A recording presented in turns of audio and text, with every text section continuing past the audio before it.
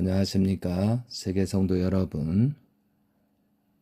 2026년도는 천기 17년입니다. 오늘은 철력 5월 7일, 양력으로 6월 21일 성일 되겠습니다. 이 시간에 세계 성도님들에게 어떠한 말씀을 드려야 되는가라고 깊이 기도해 본 결과 재림 예수님께서 나타나셔서 인류를 구할 참가정 운동이라는 내용을 보내줘라 라고 해서 이 시간에 그 말씀을 여러분께 전달하고자 합니다. 제목은 인류를 구할 참가정 운동입니다. 이 말씀은 말씀집 288권 125에서 134쪽에 나오는 내용입니다. 재림 예수님께서 이 말씀을 언제 하셨는가 하면 1997년도 11월 26일 오전 9시에서 힐튼 호텔에서 제4차 세계평화 종교회의에서 하신 말씀입니다. 이 말씀을 통해서 지금 현실의 위기를 어떻게 우리들은 극복할 것인가, 또한 이런 현실에 대해서 어떻게 다시 출발할 것인가를 생각하면서 이 말씀을 들어주시면 감사하겠습니다. 제목은 인류를 구할 참가정 운동입니다. 세계의 모든 위대한 종교 전통을 대표하는 종교 지도자, 그리고 저명한 학자 여러분, 여러분이 세계문화체육대전과 이 중요한 종교의회에 참석해 주신 것을 감사드립니다. 본인은 오늘 여러 지도자들 앞에서 본인이 전개해온 참가정 운동의 근본을 밝히고자 합니다. 여러분은 참사랑과 참가정 운동의 경이로운 현장이 될 3,960만 쌍의 축복 결혼 행사를 보게 될 것입니다. 본인은 세상에 알아주든 말든 무슨 평을 하든 개의치 않고 하나님의 뜻을 이루어드리기 위해 사무쳐온 외길을 살아왔습니다. 이 참가정 이상을 위해 본인은 1960년도 처음 3쌍의 축복가정을 배출한 이래 회를 거듭하면서 그 수를 확대해 왔습니다. 1992년도에는 3만 쌍, 1995년도에는 36만 쌍의 축복가정을 세계적으로 배출했습니다. 이들은 모두 하나님 앞에 영원한 사랑과 신뢰로 부부가 될 것을 서약하고 또한 자녀들을 높은 도덕과 순결 속에 키울 것을 약속하고 살아가고 있습니다.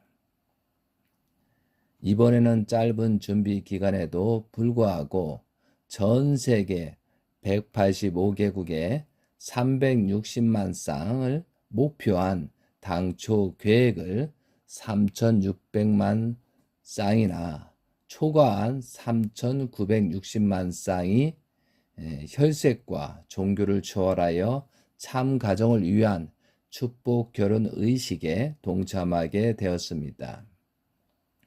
이것은 그 취지로 보나 규모로 보나 인간이 동기가 된 행사라고 말할 수 없습니다. 하나님의 뜻이 주동이 되어 성사된 섭리적인 성취인 것입니다. 또 여러분을 포함해 각 종단의 많은 지도자들이 이 참가정 운동이야말로 청소년 탈선과 가정 파탄을 막는 근본적인 방안이라고 공감하고 여러모로 지원해 주셨고, 또 여러 나라의 지도자들이 구국 운동의 차원에서 적극 협조해 주신 데 대하여 감사를 드립니다. 아담의 죄를 쓴 하나님 자신. 참사랑의 주체가 되신 하나님께서는 그 사랑의 상대자로 인간을 세웠습니다. 하나님의 사랑 이상은 인간을 통해서만 완성이 되는 것입니다. 하나님의 창조 목적인 시인의 일체의 절대적 사랑, 이상세계입니다. 인간은 하나님의 최고 최선의 사랑의 대상으로 지음받았습니다. 그런 고로 인간은 창조물 중에 유일하게 하나님의 실체를 입은 대상입니다. 무형의 하나님 앞에 보이는 몸으로 태어났습니다. 인간은 완성하면 하나님의 성전이 됩니다. 하나님이 자유롭게 또 평안하게 언제나 들어와서 거할 수 있는 유형의 실체입니다. 하나님의 절대적인 참사랑의 전체적 이상은 인간을 통해 부모와 자식의 종적 관계로 실현 완성됩니다. 하나님은 당신의 몸으로 아담을 먼저 지으셨습니다.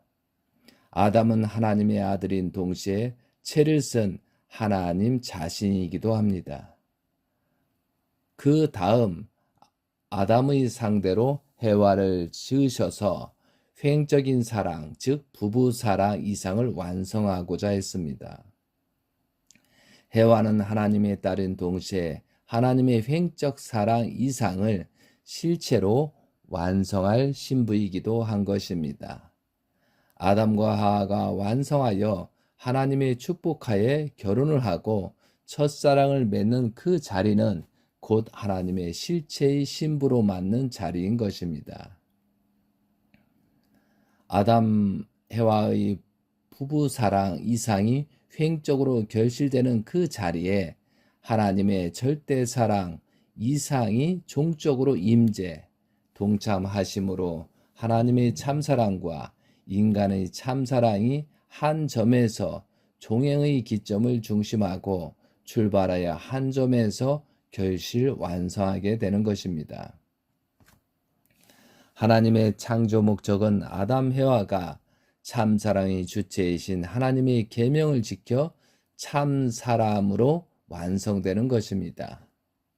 나아가 하나님의 참사랑으로 하나된 참된 부부가 되는 것입니다. 그런데 인간 시조 아담 해와는 타락하고 말았습니다. 에덴에서 쫓겨날 때 그들은 자녀를 거느리지 않았습니다. 하나님이 쫓아낸 아담 해와를 에덴 바깥까지 찾아가서 축복하고 결혼식을 해 주셨을리 만무합니다. 전 인류는 하나님의 사랑과 관계없이 번식한 쫓겨난 조상의 후손입니다. 아담 해와의 타락은 하나님의 참사랑 이상을 저버린 불륜의 범죄입니다. 지켜야 할 계명이 필요했던 타락 전 아담 해와는 미완성 단계 즉 성장 기간에 타락했습니다. 인류 조상의 첫사랑의 결합은 하나님 자신의 사랑의 완성이기도 하므로 마땅히 하나님도 아담 해와도 우주 만상의 환희와 축복 속에 취하는 행복한 잔치의 연속이어야 합니다. 하나님의 사랑과 생명과 혈통이 인간 속에서 시원을 이루면서 정착하는 행복한 의식이어야 합니다. 그런 그들은 하체를 가리고 나무 뒤에 숨어 불안에 떨었습니다. 전도를 거역하는 거짓 사랑, 거짓 생명, 거짓 혈통의 근원을 만든 불륜의 관계를 맺었기 때문입니다.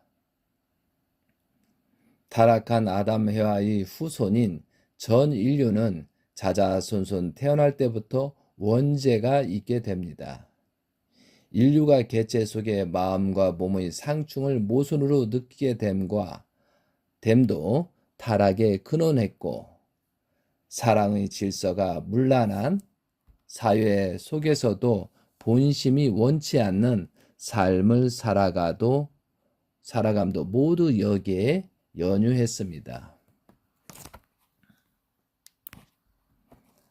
아담과 헤아가 하나님을 중심한 참사랑의 부부를 이루게 되면 하나님의 이상하셨던 대로 당신의 실체인 아담의 몸 안에, 헤와의 몸 안에 거하시면서 또한 헤와를 사랑하시게 되는 것입니다.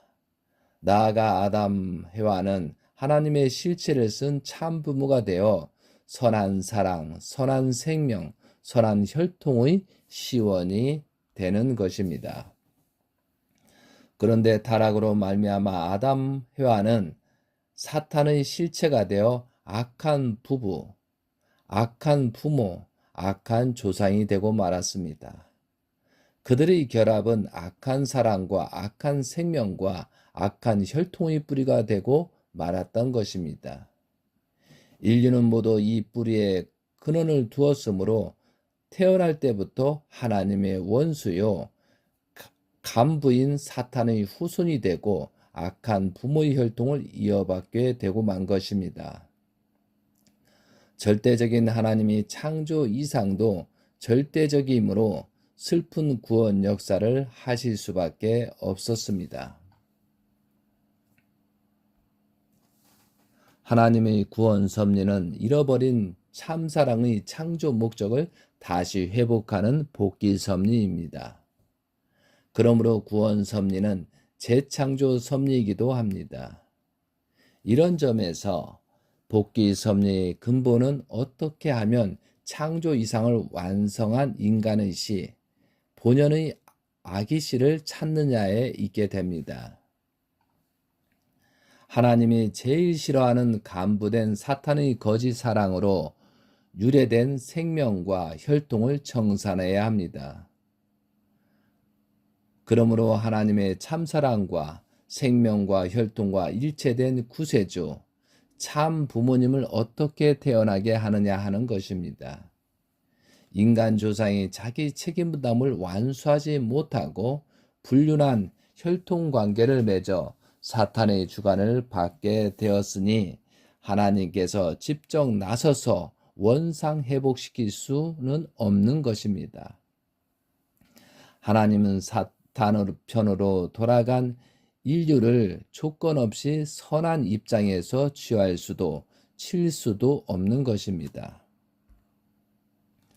하나님께서는 선편에 있는 중심 인물을 세워 먼저 맞으면서 탕감 조건을 세우게 하여 빼앗아오는 작전을 해오셨습니다. 그러나 사탄은 먼저 치고 빼앗기는 입장이 되었습니다. 복귀 섭리를 개관하면 모자 협조의 기반이 중요했습니다. 야곱 때, 모세 때, 예수님 때 다 그랬습니다. 타락의 장본인인 회아를 대신하여 책임하는 어머니를 세워 자자와 모자 협조를 하면서 사탄의 혈통과 생명을 분립하려는 섭리가 있어 왔기 때문입니다. 하나님께서는 타락으로 인류를 선점한 사탄과 혈연적으로 직결된 장자를 곧바로 대할 수 없으십니다. 하나님은 선편을 대표하는 차자를 상대로 조건을 세우게 하고 앞편을 대표하는 장자를 굴복시키는 것으로 선한 혈통을 복귀해 나오셨습니다. 인류의 타락은 아담, 헤와, 천사장 이렇게 세 존재에 의하여 저질러졌습니다. 천사장이 헤와를 유인하여 영적 타락을 했고 그 다음 타락한 헤와가 아담을 유인하여 육적 타락을 함으로써 하나님을 저버린 것입니다. 타락한 천사장인 사탄이 되었습니다. 따라서 구원 섭리는 복귀 섭리요 복귀의 원칙은 180도 반대의 길을 통하여 되는 것입니다. 참 사랑과 생명의 씨를 가진 아담을 잃은 하나님은 사탄의 참소 조건이 없는 새로운 씨를 가진 아들을 찾아 세워야 합니다. 창조 때 아담을 먼저 지었듯이 재창조 섭리를 복귀 섭리도 타락과 무관한 아들을 먼저 세워야 하는 것입니다. 이것이 메시아 사상의 근본입니다. 이 땅에 하나님의 사랑과 생명의식을 갖고 태어날 아들을 위하여 먼저 어머니가 있어야 합니다. 어머니가 아들을 낳더라도 그냥 그대로 낳을 수가 없는 것입니다. 반드시 복귀의 공식을 통해 낳아야 되는 것입니다. 복귀 섭리 속에 나타난 모자 협조는 모두가 하늘의 아들이 사탄의 참수를 벗어난 새 생명의 씨를 지니고 착지하기 위한 준비요, 조건인 것입니다.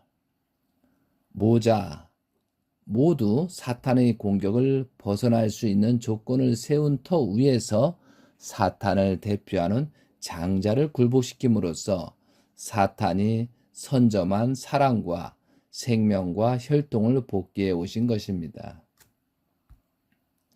하나님의 섭리 역사를 기록한 성경 속에 이해할 수 없는 기록들이 많이 있습니다. 리브가가 남편 이삭과 장자 에서를 속이고 차자 야곱을 도와 그가 축복을 받게 하였습니다. 하나님께서는 일견으로 부당해 보이는 방법을 동원한 그 모자의 편에 서시어서 그들에게 축복을 계속해 주었습니다. 아담 가정에선 가인과 아벨 형제가 퇴해에서 다투어 차자 아벨이 오히려 죽음을 당했습니다. 야곱은 아벨 이후 선편에 선 많은 사람의 희생과 탕감 조건의 기대 위에 섰으므로 선점한 사탄을 더욱더 따라잡아 쌍태 형인 에서를 상대하게 된 것입니다. 결과적으로 야곱은 야복강에서 천사를 굴복시키는 영적 승리의 조건과 실제 천사장의 몸인 에서를 굴복시킴으로써 역사 이래 처음으로 승리했다는 이스라엘의 축복을 받게 되었습니다. 그러나 그때는 이미 나이가 40대 이상이었습니다. 사탄의 거짓 사랑의 씨가 해와의 태중에 뿌려져서 악의 생명이 태어났으니까 하나님께서는 어머님이 태중까지 들어가서 분별해 놓지 않고서는 하늘의 아들이 태중에서 탄생할 수 없는 것입니다. 그러므로 야곱의 승리에 의해서도 아직 분별되지 아니한 잉태에서부터 40대까지 기간도 사탄의 분립이 이루어져야 합니다. 결과적으로 이 책임을 맡은 위대한 어머니가 다말입니다. 다말은 유다의 장남 엘과 결혼했지만 엘은 하나님께 합당한 사랑이 아니어서 죽고 말았습니다. 당시 관례에 따라 유다는 차자 오난을 다말에게 주어 아이를 낳게 했지만 오난은 태어날 아기가 자기 것이 되지 않는 것을 알고 정자를 땅에 흘렸습니다. 이것이 하나님 앞에 죄가 되어 오난도 죽고 맙니다. 다말은 유다의 세 번째 아들 셀라와 함께 하려 했지만 유다는 셀라를 다말에게 주지 않았습니다. 다말에게 의해 두 아들이 죽었다고 생각했던 유다는 셀라마저 죽어서 가계가 끊길 것을 염려했기 때문입니다. 다말은 선민의 혈대를 이어가겠다는 일념으로 매춘부로 위장하여 시아버지인 유다를 맞아 쌍태 아기를 가졌습니다. 아기들이 태어날 때 먼저 손을 내밀어 나오려던 장자 아기가 다시 들어가고 동생이 되어야 할 차자 아기가 형이 되어 먼저 태어났으니 그가 베레스입니다. 다말의 태중에서 장자와 차자가 싸워 분립되는 태중 복귀가 이루어진 것입니다.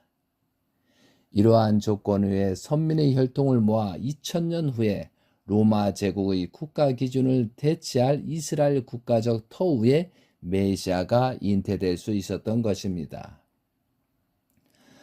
하나님의 아들이시가 준비되어진 어머님의 태중에 사탄의 참수 없이 자리를 찾을 수 있게 된 국가적 승리의 터전이 조성된 것입니다.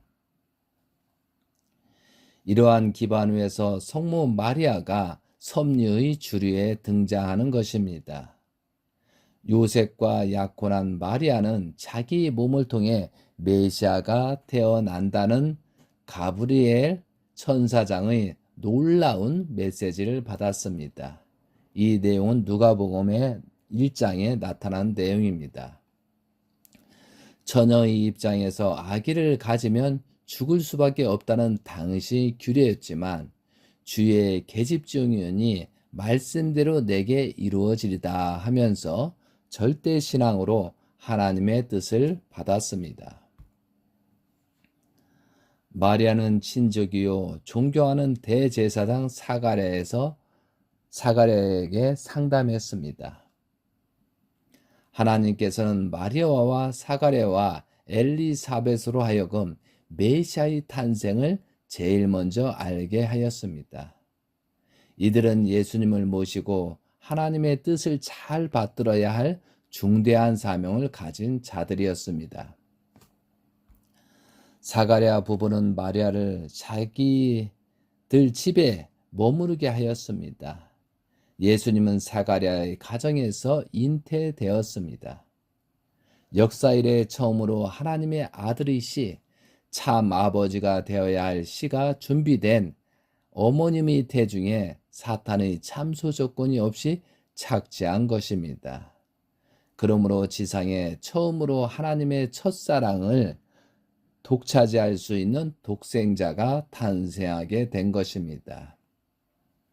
소 제목입니다. 사가랴, 엘리사벳, 세례 요한은 예수님을 지극정성으로 모셨어야 한다. 하나님의 아들은 비록 착지를 했다 하더라도 사탄 세계 안에서 무사히 자라 뜻을 이루기 위해서는 보호받은 울타리가 필요한 것입니다. 하나님은 사가랴 가정의 세 사람에게 그 기반이 되어 줄 것을 기대하였습니다.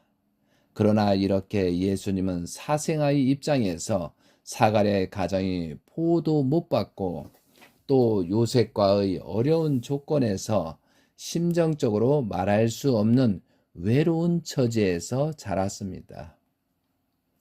메시아의 길을 자각하게 된 예수님은 외로운 사정들이 하나님의 뜻을 이루는데 심각한 장애 요인이므로 홀로 안타까워했습니다. 메시아는 제2 아담 참 아버지이며 그 생명을 위해서 실체 신부 참 어머님을 맞이하셔야 합니다.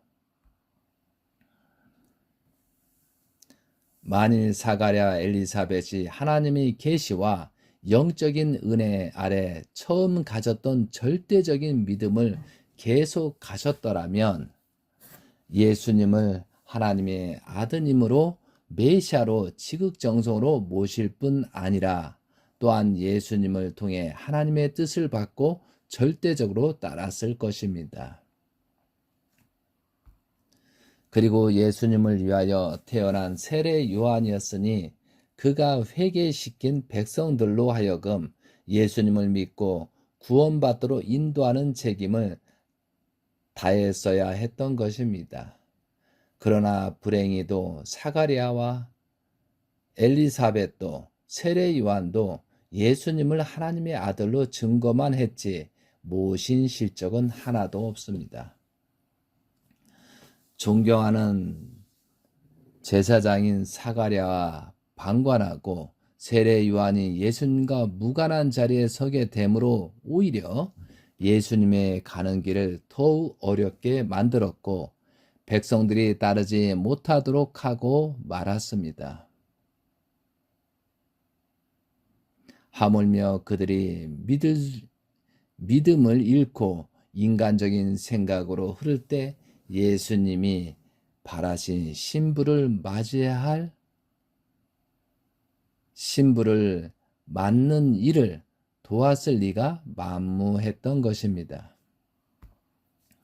예수님은 어머니 마리아로부터 사가랴 엘리사벳으로부터 반대를 받고 최후의 세례 요한으로부터도 반대를 받아 육신의 보호를 받으면서 사명을 완수할 것을 단념할 수밖에 없었습니다. 새로이 영적 기반을 찾아서 다시 복귀 섭리를 하시고자 출발한 것이 예수님의 출가였습니다. 출가한 예수님은 갈 곳이 없었습니다. 여우도 굴이 있고 공중에 나는 새도 거처가 있으되 오직 인자는 머리둘 곳이 없다고 탄식하셨습니다. 가문의 기반을 잃은 예수님은 그것을 대신할 수 있는 기반을 찾아 나선 것입니다. 이것이 예수님의 3년 노정이었습니다. 그러나 민족이 불신하고 제자들의 믿음이 약해져서 사탄의 침범을 받고 말미암으로 예수님의 기대는 무너지고 십자가의 길을 가실 수밖에 없었습니다. 본래 예수님은 메시아로 지상에 와서 제자들과 만민을 축복하시고 죄 없는 천국을 이루어야 했습니다. 그런데 불신을 받아 신부를 맞지 못함으로 참부모가 되지 못하여 그 사명을 완수할 수가 없었습니다. 그래서 재림할 것을 약속하셨습니다. 제3 아담, 참 아버지로 오시는 재림주는 예수님이 못다한 하나님의 복귀 섭리 근본을 완성하러 오십니다. 즉 창조 이상을 완성할 참된 본연의 애기시로 와서 하나님의 사랑, 참사랑, 하나님의 참생명, 하나님의 참혈통의 근원이 되는 참부모 이상을 완성하러 오십니다. 소제목, 축복결혼은 가장 보배로운 선물. 그는 이미 예수 때까지 하나님 편이 승리한 근본 섭리 터전 위에 임재하십니다.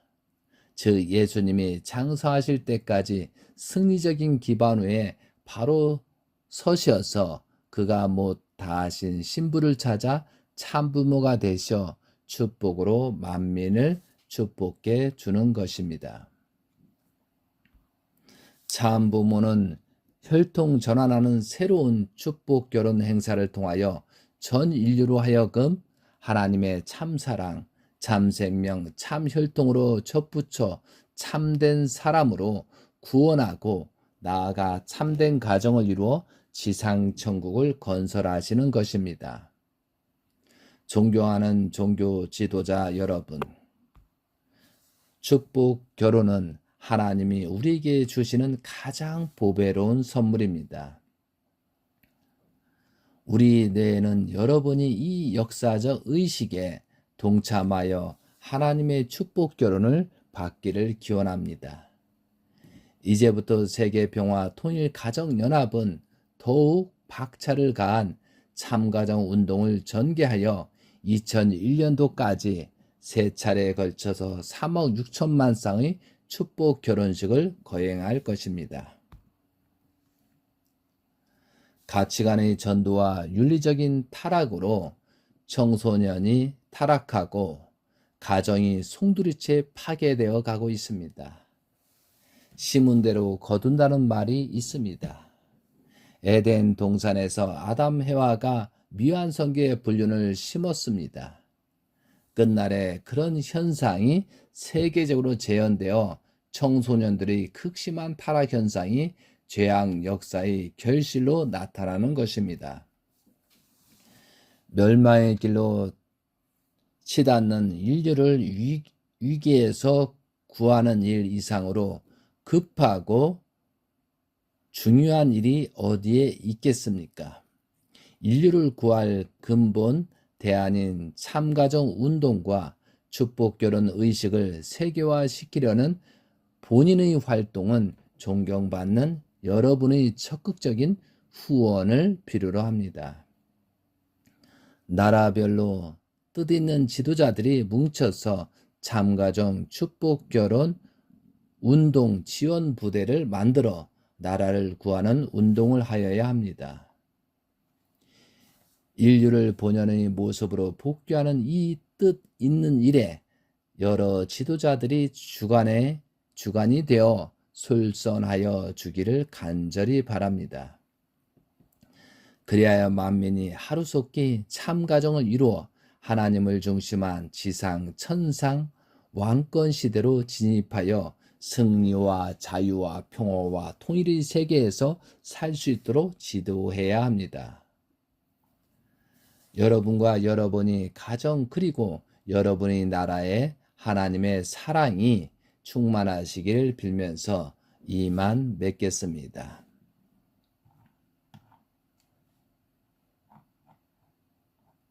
사랑하는 성도 여러분, 이 말은 재림 예수님께서 1997년도 11월 26일 날 제4차 세계평화 종교회의에서 수많은 사람들 지도자를 모시고 3억 6천만 쌍을 축복하는 그런 전에 말씀하신 것입니다. 세계인들에게 성경 말씀을 중심 삼고 아담 하와가 타락됐으니 이걸 참 부모가 오셔서 축복을 시행하는 것이다 라고 정확하게 설명하고 있습니다. 이 말씀을 들으면서 여러분 각자는 어떠한 생각을 가고 있습니까? 사랑하는 성도 여러분, 재림 예수님께서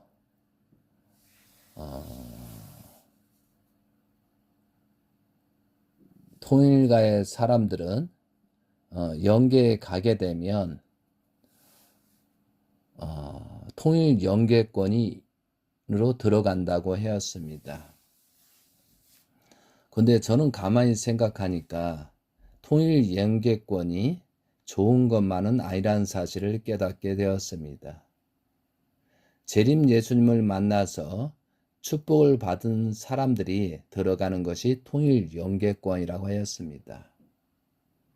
그런데 온전한 사람이 있는가 하면 재림 예수님을 통해서 축복을 받았지만 그걸 지키지 못하고 탈선한 사람도 통일 영계권에 갑니다.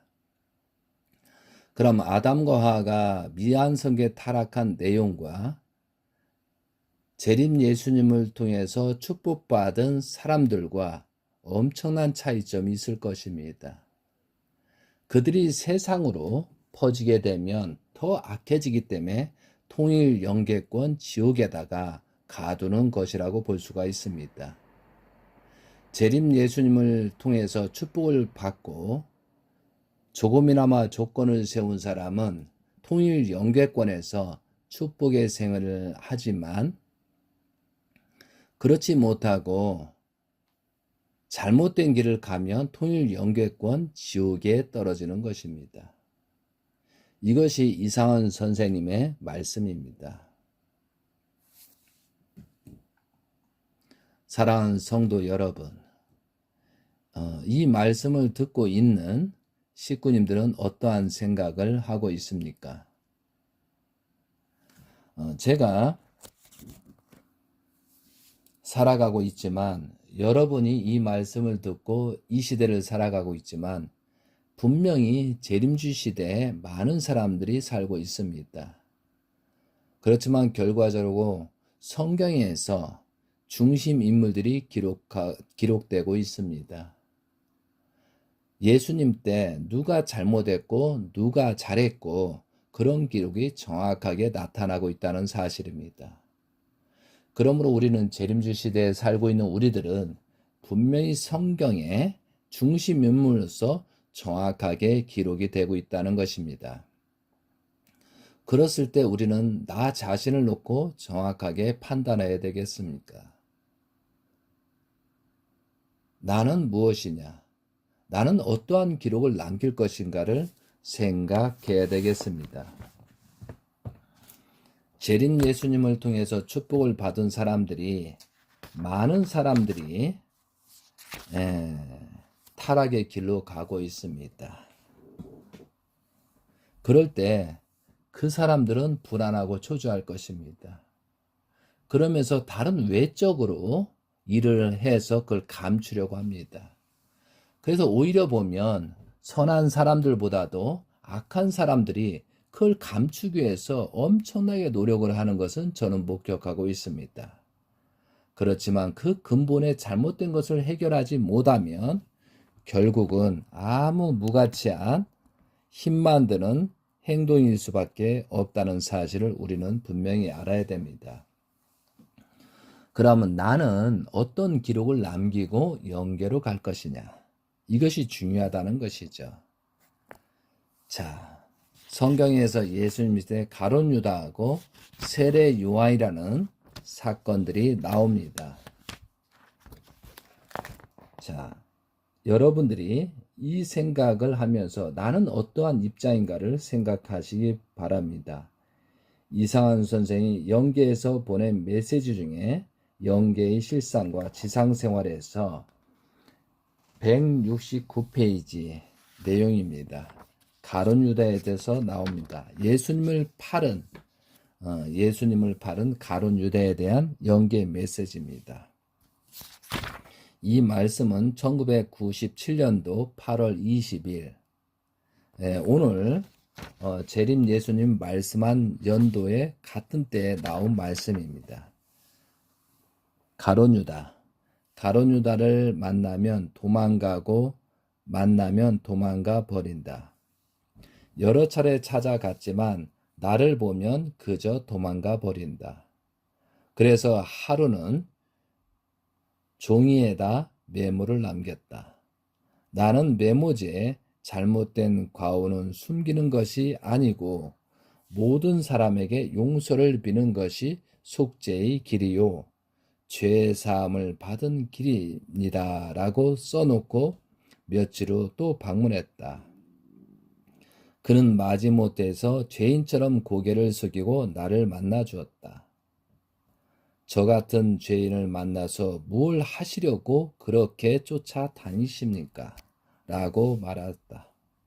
나는 즉시 대답하지 않았다.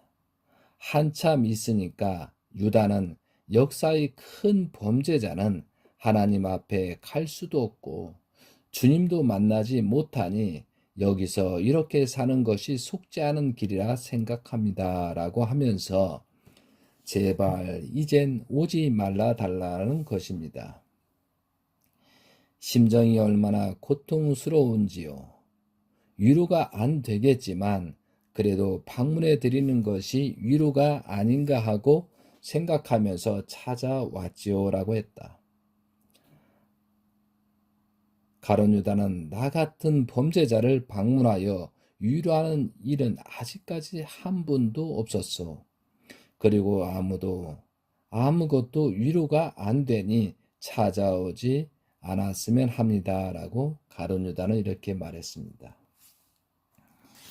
이분에게는 원리 강의나 통일 사상을 이야기할 형편이 못 되었다. 주위의 환경은 마치 형무소와 같이 살벌하고 사람들도 별로 보이지 않고 삭막했다. 여기가 어딜까? 지상인들이 생각하는 지옥은 어둡고 아우성과 비명 등 온갖 울부짖음이 넘치며 각종 악취가 가득한 곳으로 연상하겠지만 외로운 곳이 지옥이다. 시간이 조금 지난 후 다시 방문하여 마음의 평화를 찾도록 도와줘야겠다고 생각하면서 돌아왔다. 현재 영계에서 예수님을 판 가룟 유다의 지옥 생활을 언급한 내용입니다. 다음은 272페이지 세례 요한에 대한 말씀입니다.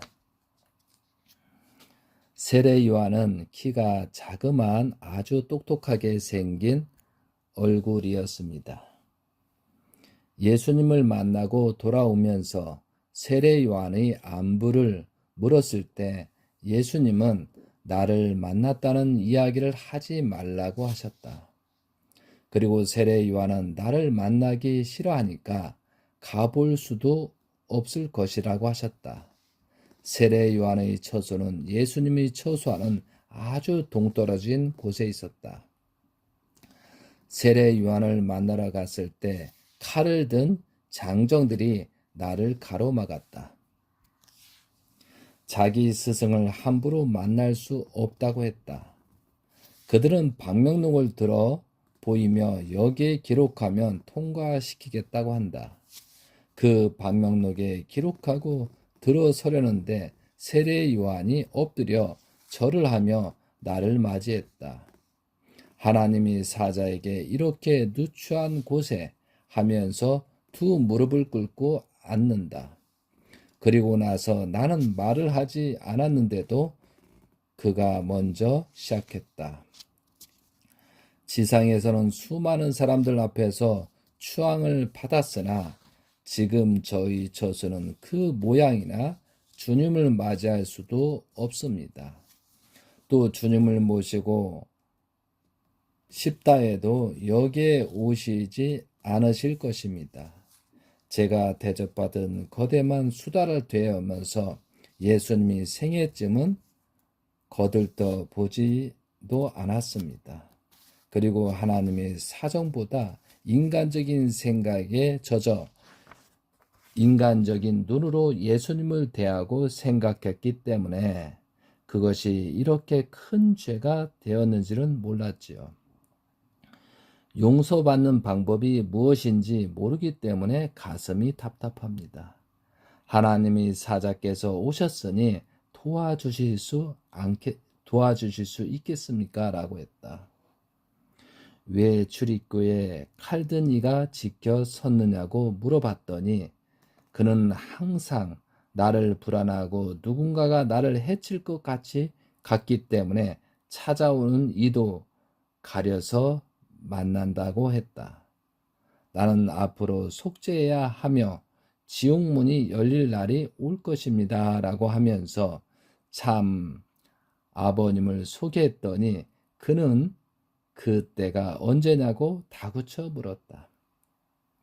돌아오면서 가슴이 아팠다. 지상에 계시는 참 아버님 앞에 세례 요한 같은 이가 수없이 많은데 모두가 이와 같은 삶을 살겠구나 하고 생각이 들었기 때문이다. 사랑하는 성도 여러분, 세례 요한은 하나님을 만날 수도 없고 예수님의 맨 먼 곳에 자리 잡고 있으면서 심각한 입장에 떨어져 있습니다. 저는 우리 통일가의 식구님들께 더 심각한 말을 하고 있습니다. 아담과 하와는 미완성계에 타락했습니다. 그러므로 회복할 기회가 있기 때문에 하나님께서 창조 목적을 시작하시고 복귀 섭리를 하셨습니다. 그리고 4,000년 후에 예수님이 오셨습니다. 예수님이 오셨을 때 유대민족 수많은 사람들을 4,000년 동안 준비시켰습니다. 그러나 그들은 예수님을 섬기지 못했습니다. 여기에 나오는 가룟 유다, 세례 요한은 엘리야로서 중심 인물이 되어야 되는데 그렇게 하지 못했습니다.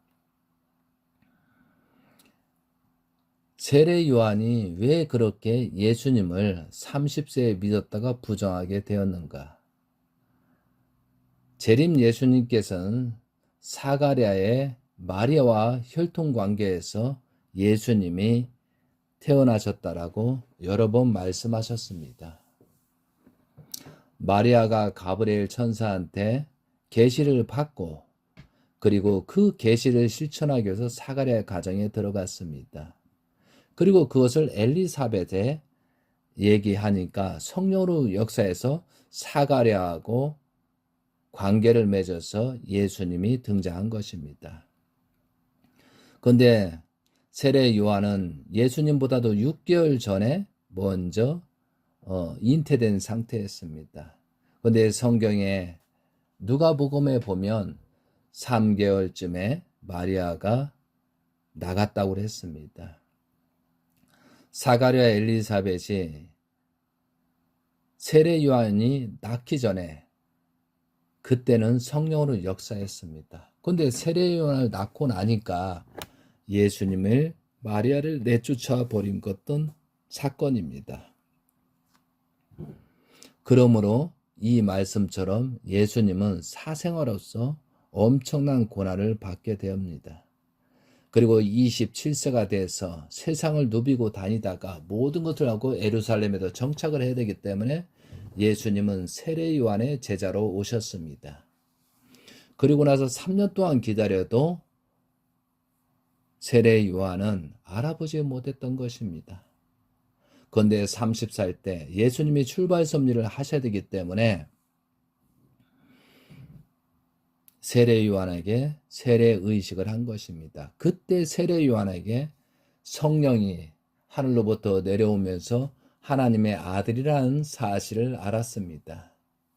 그래서 요한복음에 나타난 것처럼 세례를 받고 나고 세례를 그 축복 속에서 세례 요한은 예수님을 따랐으며 또한 제자까지 보냈습니다. 그런데 갑자기 세례 요한이 배반하고 예수님을 따르지 않았습니다. 그 원인이 그 부모인 세례 요한 부모님 사가랴와 엘리사벳이 문제가 있기 때문에 심각한 문제가 생겼습니다. 사가랴와 엘리사벳이 출생의 비밀을 말한 것이 있습니다. 그러니까 그 출생의 비밀을 안 세례 요한은 도저히 인간적으로 이해할 수 없는 그런 일이 벌어졌기 때문에 결국은 예수님을 따르지 않았던 것입니다. 사랑하는 성도 여러분, 지금의 현실과 너무 비슷합니다. 이런 생각을 하면서 축복을 받고 2세, 3세를 낳은 여러분들은 지금 재림 예수님의 혈통을 중심 삼고 따라가라고 자녀를 교육하고 있는 건지 인간적인 생각으로 자녀를 교육하고 있는지 깊이 한번 생각해 보시기 바랍니다. 우리는 언젠간 죽습니다. 언젠간 영계에 가게 되어 있습니다. 그럴 때 영계에서 어떤 입장에 처할까를 지금이라도 깊이 생각해야 되는 것입니다. 세례 요한은 결국은 그것 때문에 그 자기 가정의 그런 사건 때문에 헤롯의 그 여러 가지 현상들을 보면서 그 한을 거기다가 쏟다가 결국은 헤롯한테 죽게 되는 것입니다. 그리고 성경에 보면 사가랴는 성전 옆에서 맞아 죽었다고 되어 있습니다. 예수님을 중심 삼고 세웠던 사가랴, 세례 요한, 그리고 엘리사벳. 저는 2008년도인가요? 천정궁에 있었을 때 이 생각을 하면서 엘리사벳은 어떻게 죽었을까? 세례 요한이 죽고 그 이후에 사가랴가 성전에서 맞아 죽었을 때 엘리사벳은 어떠한 입장으로 죽었을까? 성경에는 기록이 없습니다. 그래서 저는 분명히 세례 요한을 죽게 하고 사가랴가 성전 옆에 맞아 죽게 한 엘리사벳은 분명히 자살할 수밖에 없을 것이다 라고 생각했습니다. 그러면 자살할 때 가룟 유다처럼 죽었을까? 아니면 어떻게 죽었을까? 약 먹고 죽었을까? 그렇게 고민하고 있는데 재림 예수님께서 갑자기 말씀 중에 약 먹고 죽었다고 그렇게 말씀하셔서 엘리사벳 최후는 약 먹고 자살했다고 알게 되었습니다. 재림 시대에 살고 있는 우리들은 이러한 내용들을 잘 생각해 볼 필요가 있습니다. 아무리 잘났다고 말하고 아무리 잘났다고 춤을 추든 감추지는 못하는 것입니다. 결과는 남아지는 것입니다. 이런 생각을 하면서 지금 재림 시대에 우리는 다시 한번 깊이 생각해야 될 것입니다. 살아있는 것이 기회입니다. 사랑하는 성도 여러분, 이 말씀을 듣고 나서 이런 사건들을 나를 작아진다라는 도구로 쓰셨으면 좋겠습니다. 재림 예수님께서는 2013년도 이러시는 기원절을 맞이하지 못하고 한 사람도 데려갈 자 없다고 하시면서 2012년도 양력 9월 3일, 철력 7월 17일 성화하시고 말았습니다. 그리고 2026년도는 성화 14주년을 맞이하는 해가 되고 있습니다. 성화 이후 만 13년이라는 기간 동안에 통일가는 심각한 입장에 떨어졌습니다. 그 근본 이유는 재림 예수님으로부터 축복받은 사람들이 타락의 길로 빠졌기 때문입니다. 저는 요즘 생각하고 있습니다. 재림 예수님을 통해 수억이 축복 가정으로서 축복을 받은 그 사람들이 다 어디로 도망쳤는지, 어디로 없어졌는지 아무리 찾아봐도 없다는 것입니다. 오히려 재림 예수님을 통해서 축복을 받은 축복 가정들이 성경을 알고 원리를 안다고 하면서 참 가정을 공격하고 있고, 특히 창조 목적을 완성한 실체인 문영진 대신자를 공격하는 입장을 추리하고, 또한 참 부모라고 했던 그런 어머님을 공격하는 그런 처지에 놓였다는 것이죠. 전부 다 인간적으로 생각하면서 말만 하고 해결은 안 하고, 해결점을 찾지 못하고 말만 떠들고 공격하고 있다 보니 결국은 외부에서 통일가에 더 이상 놔두면 안 된다고 해서 정치나 경제나 세계적으로 공격을 받는 그런 처지에 있다는 것입니다. 그런데도 아직도 통일가는 정신 차리지 못하고 있다는 것입니다. 결국은 내부의 근본 문제를 해결하지 않고 외부의 정치, 외압의 그런 것만 비난, 비소하고 있습니다. 참으로 어리석은 사람입니다. 무엇이 잘못된다 원인을 파악하고 심각한 입장을 생각하고 수습하지 않으면 결국은 그냥 지나가는 예수님 당시보다도 더 비참한 그런 시대로 전락하고 만다는 것입니다.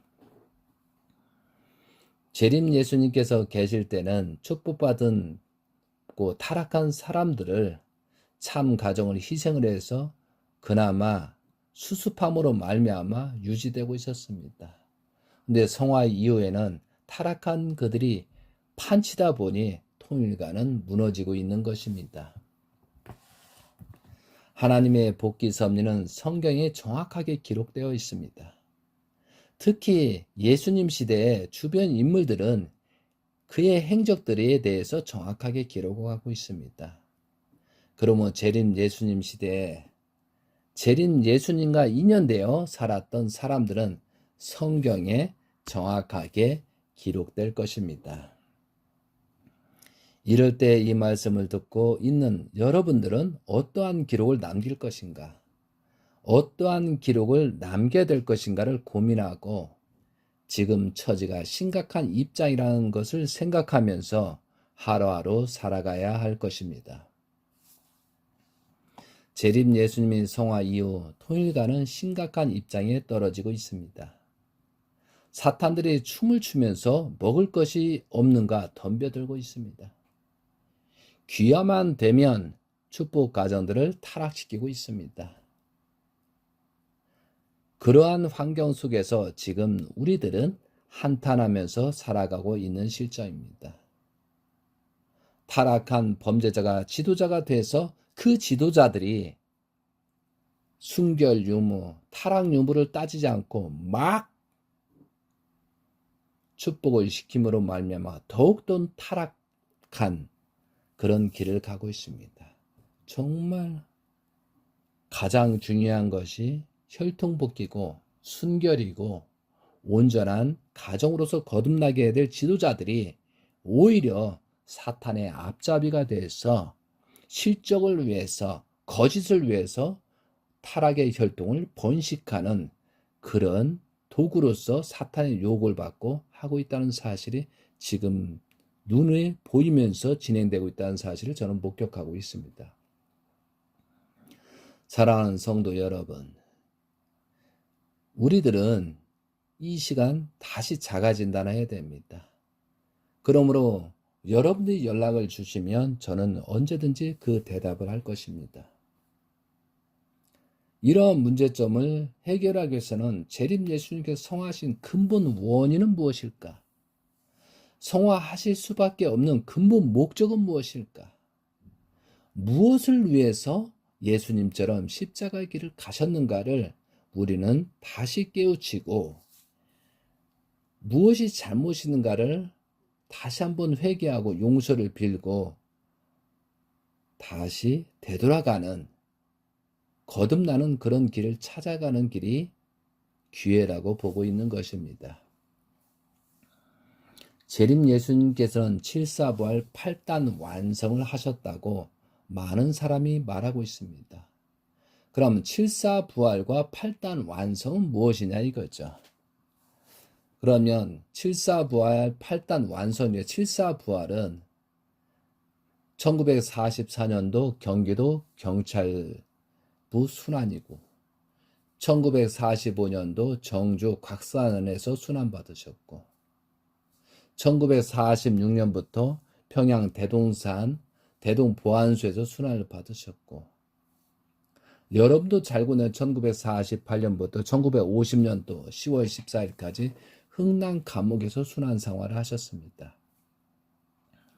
그리고 1955년도에 서대문 형무소에서 죽다 살아나셨습니다. 그리고 세계적인 복귀섭리 미국에서 1984년도 덴버리 연방교도소 순환이었습니다.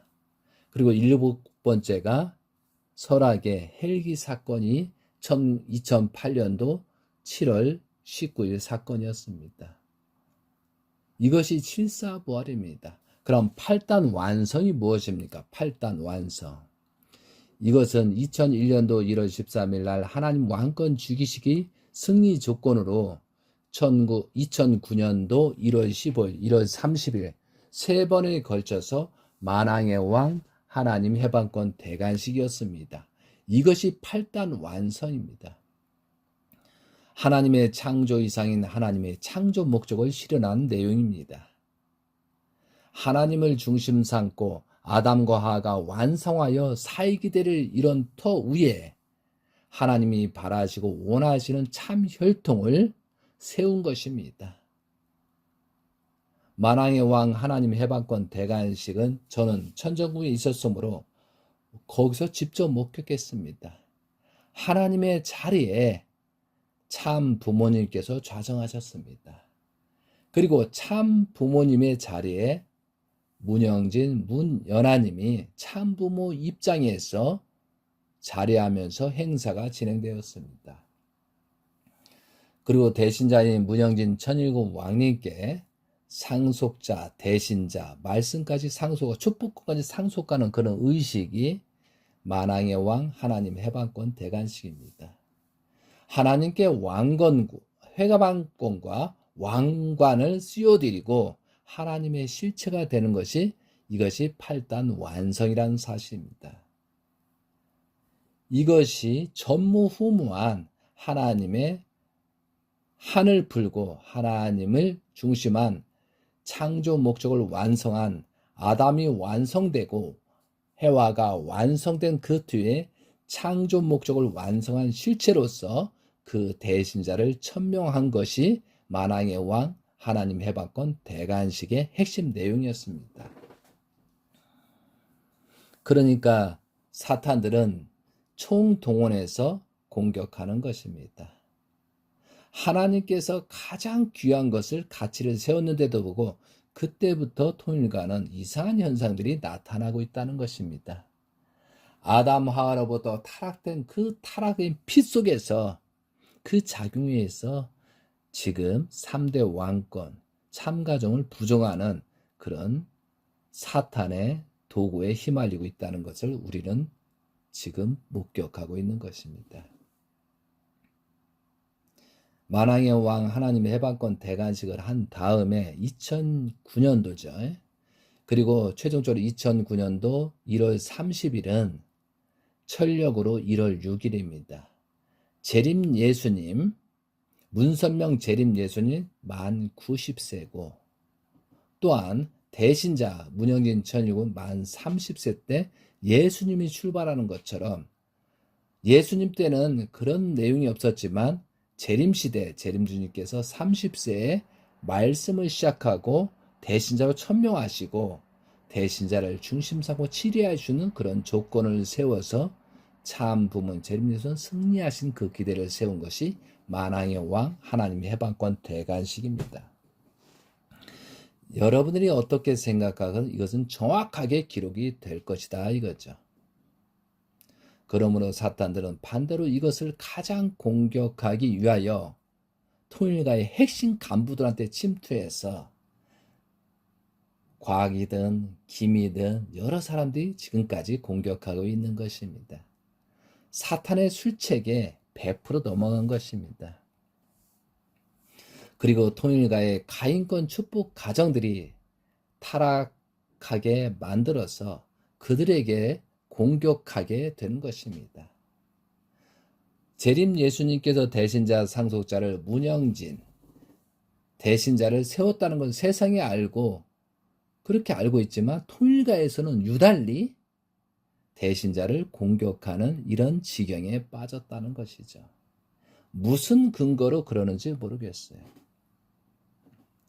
사탄의 유혹은 수단과 방법을 가리지 않고 공격하고 있다는 사실을 망각하면 다 넘어가는 것입니다.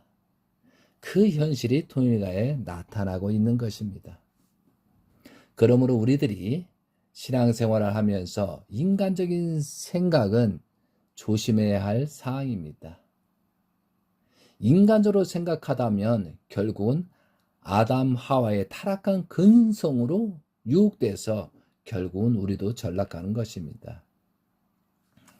그러므로 원리강론 258에서 250페이지에 복귀섭리 역사와 나가 있습니다. 저는 말씀할 때마다 이 말씀을 여러분께 전달하고 있습니다. 복귀섭리의 내용을 모르고서는 결코 생명의 길을 찾아 나갈 수 없는 것이다. 우리들이 복귀섭리를 자세히 알아야 하는 이유는 실로 여기에 있는 거라고 분명하게 명시되어 있습니다. 사랑하는 성도 여러분, 어떠한 문제가 발생하였다면 그 원인부터 파악하는 것이 순리입니다.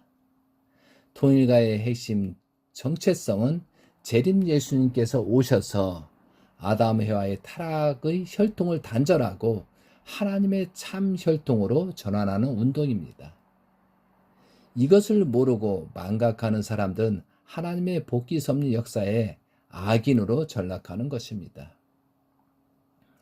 하나님의 복귀 섭리 역사는 우리들이 믿고 안 믿고 상관없이 재림 예수님의 참 혈통을 중심 삼고 진행하고 있습니다. 참 혈통을 부정하는 자들은 결국은 낙오자가 되는 것입니다. 그러므로 지금이라도 나 자신부터 사탄의 유혹에 빠진 생활을 하고 있지 않은가 자가 진단하는 것이 먼저입니다. 그것을 알아야 다시 회복할 수 있는 길을 찾을 수 있는 것입니다. 하나님의 복귀 섭리는 세상 사람을 찾기 시작했습니다. 성한 이후에 이제 더 이상 참을 수 없기 때문에 다시 세상 사람을 찾기 시작하는 것이 하나님의 복귀 섭리입니다. 저도 그것을 준비할 수밖에 없는 그런 처지이기 때문에 그 준비를 하는 것입니다. 하나님께서는 그래도 희망이 있는 사람들 찾기 운동을 전개하고 계십니다. 그걸 대신자를 통해서 지금 준비하고 계신 것을 저는 목격하고 있습니다.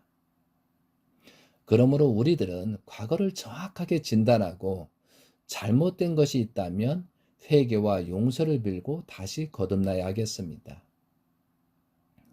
하나님의 복귀 섭리는 나와 하나님과의 1대1 관계에서 시작하는 것입니다. 내가 온전하여야 나를 중심 삼고 가정을 찾아 세울 수 있는 것입니다. 부부관계, 자녀관계, 식구관계에서 하나님을 중심하고 부적절한 행동의 모습이 보이면 신중하게 살펴보고 문제점을 해결해야만 희망이 보이는 것입니다. 사탄은 끝까지 유혹하고 있습니다. 그러므로 우리들은 하루하루 사탄의 유혹에서 빠지지 않도록 신앙의 길을 가야 할 것입니다. 사탄은 6,000년 동안 사람들을 다루어왔습니다.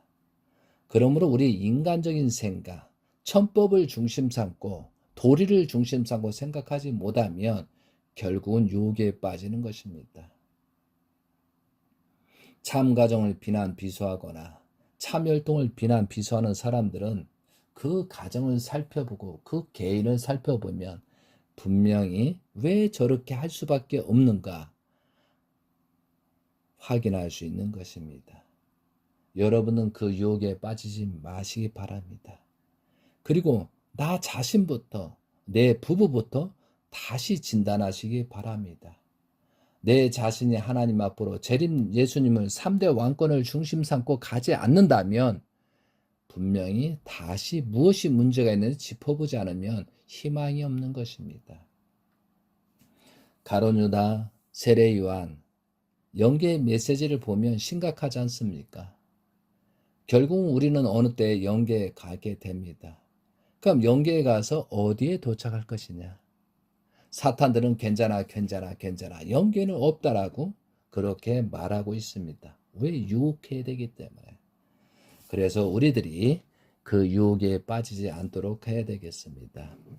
사랑하는 성도 여러분, 오늘 이 시간에 재림님 예수님 말씀으로 1997년도 말씀하신 인류를 구할 참가정 운동의 내용을 말씀을 드렸습니다.